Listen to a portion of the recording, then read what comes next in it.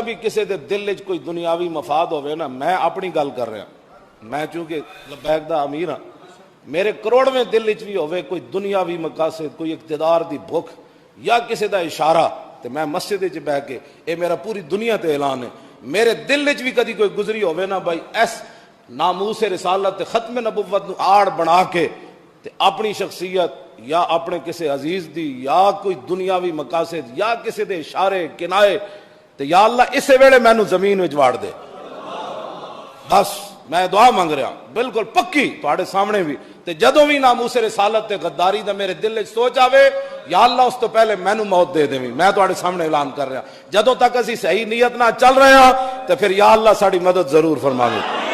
بس اتنی بات، اس تو بڑی گل کوئی نہیں۔ میں جمعے دا ٹائم ہے، حضور نے فرمایا ایک وقت گھڑی ہوندی جڑی قبولیت دی ہوندی، ہو سکدا یہی قبولیت دی گھڑی ہوے،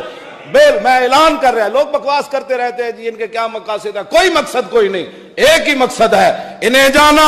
انہیں مانا، نہ رکھا غیر سے کام، للہ الحمد میں دنیا سے مسلمان گیا، رہے گا یوں ہی ان کا،